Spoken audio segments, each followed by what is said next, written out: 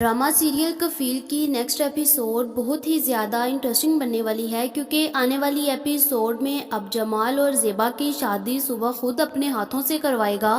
क्या ज़ेबा इस शादी के लिए मान जाएगी? अगर नहीं मानेगी तो सुबह ऐसा क्या करने वाला है जिसके आगे ज़ेबा खुद ही शादी के लिए राज़ी हो जाएगी? ये देखने से पहले अगर अब तक आपने हमारे चैनल को सब्सक्राइब नहीं किया तो ज़रूर करें। आने वाली एपिसोड में अभी ज़ेबा अपने घर नहीं आती, वो भी स्कूल ही होती है कि उनकी बच्चियां सारी अपने घर आ जाती हैं। वो जैसे ही अपने भाई सुबह को देखती हैं तो उसे कहती हैं कि भाई आपने कल क्यों रो रहे थे? जहां पर सुबह कहता है कि बस मैं अपनी किस्मत पर रो रहा था और तो कोई बात नहीं है। जहां पर उसकी बहनें उसे बहुत ज्यादा दिलासा देती हैं और कहती हैं कि आपको पता है कि जमाल अंकल आए थे और वो ये सारा सामान देकर गए हैं और हमारा सामान वो साथ ले गए हैं, और अगर मम्मा को ये पता चला तो वो बहुत ज्यादा हमें डांटेंगी। वो पहले भी हमें डांट कर गई हैं और आप प्लीज उनके घर का एड्रेस मेरा आंटी से लें और उनको जाकर ये सब कुछ दे आएं। जहां पर सुबह कहता है कि ठीक है, मैं अभी स्मेरा आंटी के पास जाता हूं और जाकर जमाल अंकल के घर का एड्रेस लेकर आता हूं और उनको ये सब कुछ वापस कराता हूं। जहां पर फिर उसी वक्त सुबह स्मेरा के घर जाता है। स्मेरा को तो पहले ही शक हो जाती है कि सुबह कोई ना कोई जरूर बात करने आया है। जहां पर सुबह कहता है कि स्मेरा आंटी मुझे जमाल अंकल के घर का एड्रेस दे दे, ये देखे वो सामान देकर गए हैं और अम्मी को बहुत गुस्सा आएगा जब वो ये सब कुछ देखेंगी।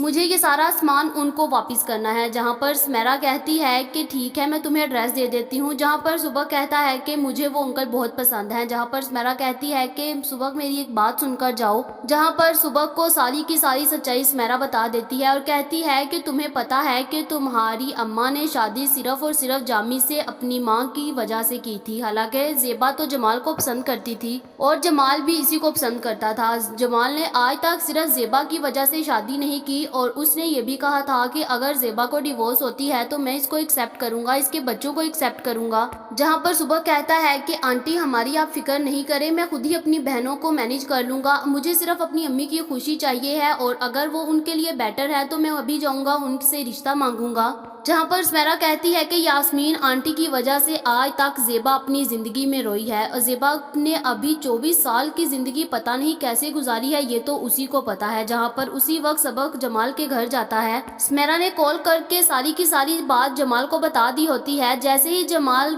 सबक को देखता है तो बहुत ज़्यादा खुश होता है, उसको अपने पास बिठाता है और उससे कहता है कि मुझे स्मेरा ने सारी बात बता दी है। जहां पर सबक कहता है कि जमाल अंकल मैं आपसे कुछ बात करना चाहता हूँ, अगर आप मेरी अम्मी को खुश रखेंगे ना तो मैं अपनी अम्मी की शादी आपसे करवाऊंगा। मुझे पता है कि अम्मी नहीं मानेगी लेकिन मैं अम्मी को हर तरह से मना लूंगा।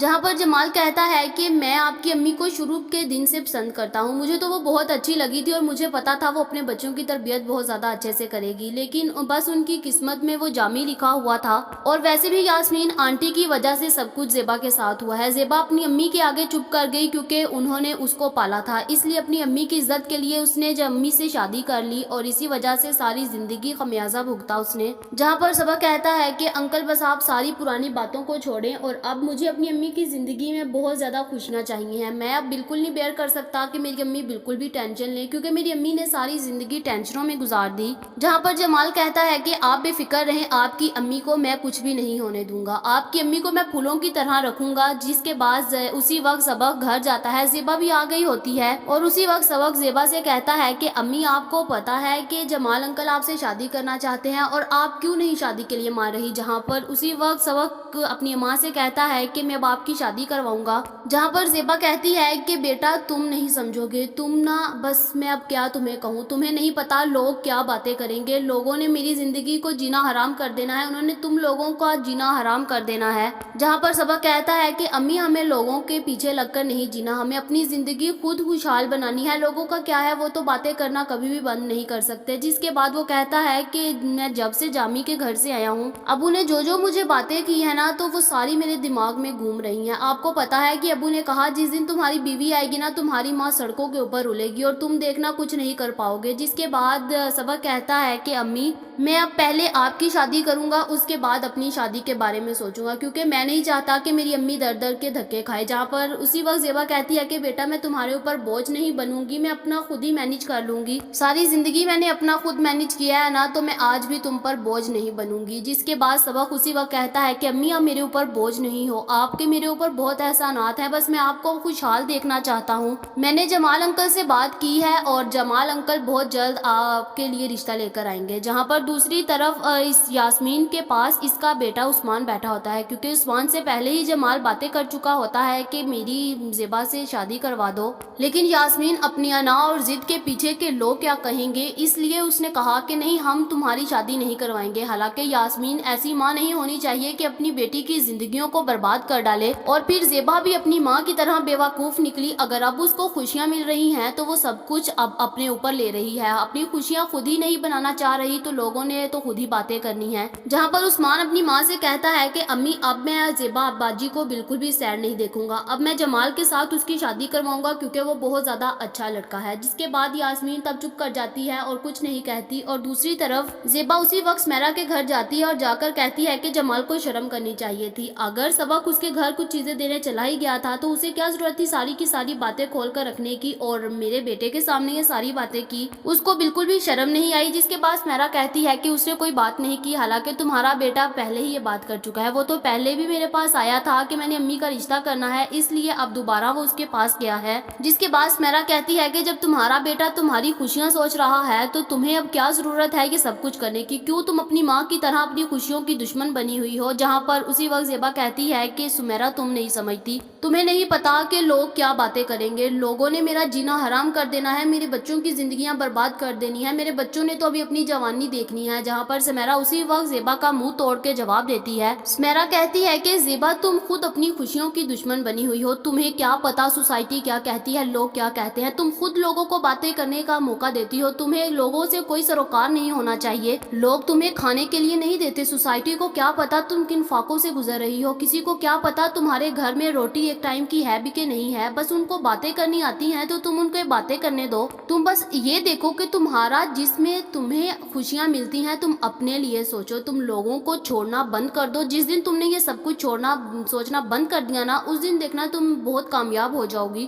جہاں پر سمیرا کی باتیں زیبا کے اوپر تھوڑی بہت تو اثر کرتی ہیں، لیکن زیبا ویسے ہی اپنی ماں کی طرح ڈھیٹ اپنی خوشیوں کی دشمن پھر سے گھر جاتی ہے اور جا کر اسی وقت رونا شروع کر دیتی ہے۔ وہ اپنی قسمت پر روتی ہے کہ اگر میرے نصیب میں یہ سب کچھ لکھا ہے، میری بیٹیوں کے نصیب میں یہ سب کچھ نہ ہو۔ جہاں پر دوسری طرف اسی وقت سبق اپنی بہنوں سے کہتا ہے کہ تمہیں پتا ہے میں نے دانین کے ساتھ بہت غلط کیا ہے، ایک دفعہ مجھے امی کی شادی کروا لینے دو، اس کے بعد دیکھنا میں دانین سے ہی شادی کروں گا اور اس کو اپنے گھر لے کر آؤں گا، کیونکہ وہ بہت اچھی لڑکی ہے۔ جہاں پر اس کی بہنیں بہت زیادہ خوش ہوتی ہیں، اور دوسری طرف پھر اسی وقت عثمان اور یاسمین زیبا کے گھر آتے ہیں اور آ کر زیبا سے کہتے ہیں کہ زیبا بیٹا اب ہم تمہارے لیے کوئی رشتہ لے کر آئے ہیں اور اب تمہیں اب منع نہیں کرنا۔ جہاں پر اسی وقت زیبا کہتا ہے کہ میں تو پہلے ہی امی سے بات کر چکا ہوں لیکن امی میری بات نہیں مانتی۔ جہاں پر یاسمین کہتی ہے کہ اب میں آ گئی ہوں، اب دیکھنا تمہاری امی خود ہی مان جائیں گی۔ جہاں پر یاسمین اب اپنی بیٹی سے بات کرے گی، جہاں پر مجھے تو لگتا ہے کہ اب زیبا شادی کے لیے رضامند ہو جائے گی، جس کے بعد اب زیبا کے ساتھ ساتھ اس کے بچوں کی زندگیوں میں بھی بہت زیادہ خوشیاں آنے لگ پڑی ہیں۔ جہاں پر زیبا جمال کے ساتھ شادی کر کے اس کے گھر جائے گی، جمال بہت ہی اس کا خیال رکھے گا، اس کے بچوں کا خیال رکھے گا۔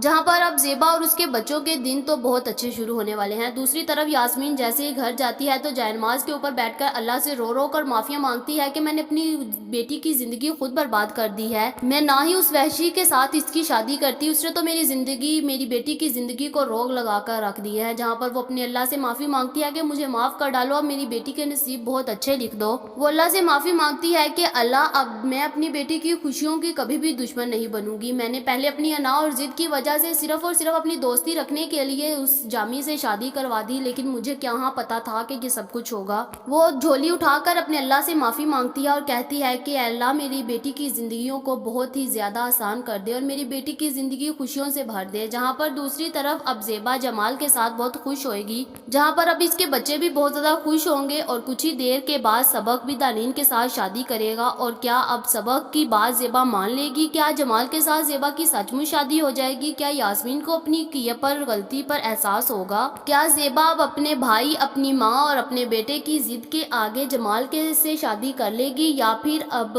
پھر سے زیبا اپنی ضد کے آگے کھڑی ہو جائے گی کہ لوگ کیا کہیں گے؟ آپ لوگوں کا اس بارے میں کیا خیال ہے؟ کمنٹ کر کے ضرور بتائیں۔ یہ تو ہماری پریڈکشن تھی، یہ غلط بھی ہو سکتی ہے۔ یہ ویڈیو تو جسٹ انٹرٹینمنٹ کے لیے بنائی جاتی ہے۔ ایسی اور ویڈیوز دیکھنے کے لیے ہمارے چینل کو سبسکرائب کرنا مت بھولیے گا۔